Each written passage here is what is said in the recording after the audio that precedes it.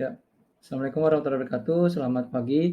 Kembali bertemu di perkuliahan pengantar ilmu kebumian. Kali ini kita masuk ke materi yang kedua, yaitu kita akan membahas tentang mineral.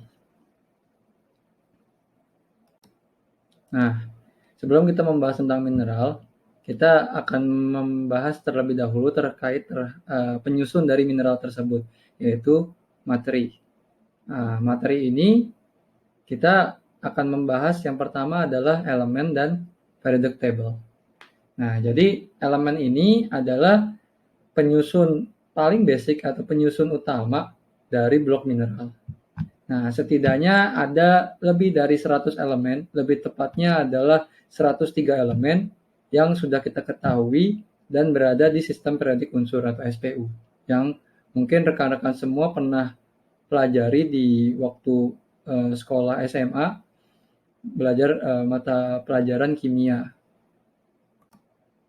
Nah, kemudian kalau kita membicarakan terhadap materi, maka kita nggak akan pernah lepas dengan pembahasan atau istilah yang kita sebut sebagai atom. Atom ini adalah partikel atau materi dan partikel terkecil dari sebuah materi. Sebenarnya tidak atom sih, sebenarnya tidak atom 100% yang sebagai partikel terkecil. Nanti ada lagi yang kita sebut sebagai subatom, yaitu ada quark, kemudian ada beberapa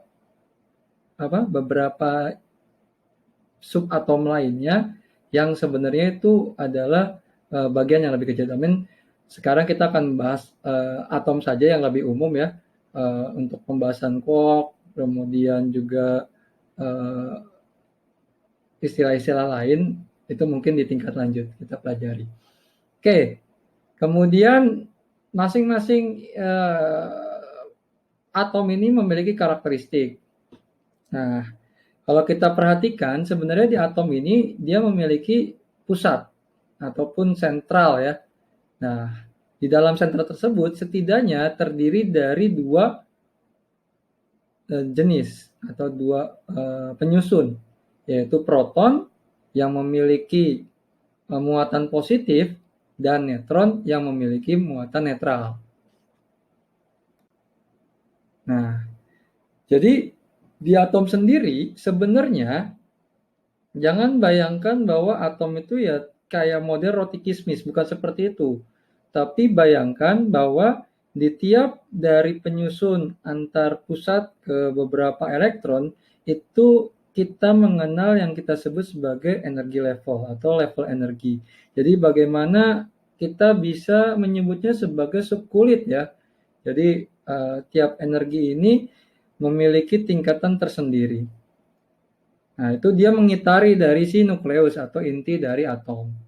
Nah, jadi sebenarnya kalau teman-teman melihat dari sistem periodik unsur, maka kita akan dapatkan nomor atom. Nomor atom ini adalah nomor yang mengindikasikan dari jumlah proton yang ada di inti atom tersebut.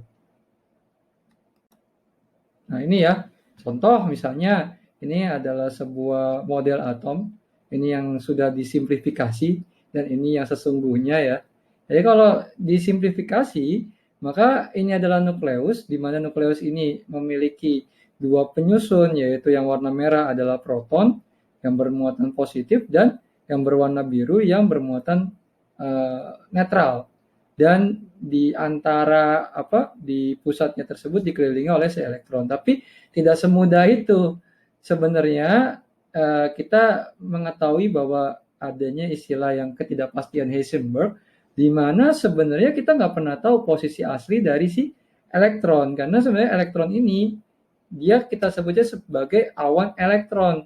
Jadi di antara nukleus ini ada semacam subkulit-subkulit ya, yang subkulit tersebut yang mengindikasikan adanya elektron. Dan kita nggak pernah tahu, jadi kita hanya menebak-nebak posisi dari elektron itu ada di mana, di subkulit apa, kemudian nanti ada istilah lagi yang lain gitu kan, untuk subkulitnya, untuk kita bisa menghitung dari model atom yang kita miliki. Kemudian yang berikutnya ada istilah isotop ya. Nah, isotop, kemudian juga ada isoton sama isobar ya. Nah, jadi kalau isotop, ingat aja top P, proton ya, berarti yang sama adalah jumlah protonnya. Jadi kalau di sini dituliskan bahwa isotop adalah elemen yang memiliki kesamaan dari jumlah proton, tetapi memiliki jumlah neutron yang berbeda. Nah, jumlah neutron yang berbeda itu seperti apa? Jadi misalnya kita punya nomor atom isotop karbon gitu kan. Isotop karbon itu ada yang yang dia 12,6, ada yang 13,6, ada yang 14,6. Nah, kan protonnya berbeda ya.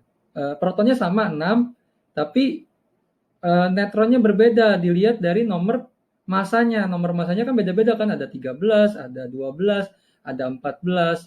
Nah, itulah yang kita sebut sebagai isotop. Nah, kalau isoton itu kebalikan. Jadi isoton ini yang sama adalah neutronnya, tapi protonnya berbeda-beda. Nah, kemudian ada lagi yang kita sebut sebagai isobar.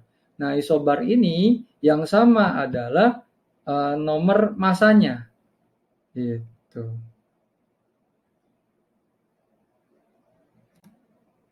Nah, yang berikutnya adalah kenapa sih atom ini memiliki ikatan?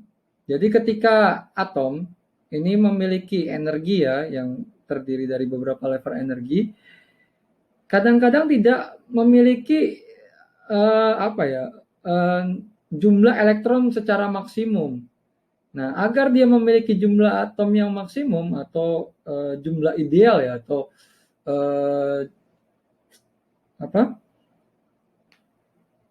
stabilnya itu kan di 2 dan 8 ya, duplet dan oktet.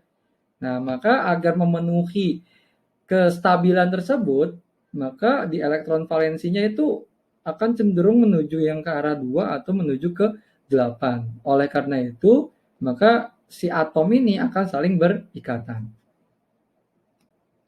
Nah, sedangkan untuk tipe dari ikatan kimia sendiri itu ada 3 setidaknya. Yang pertama adalah ikatan ion.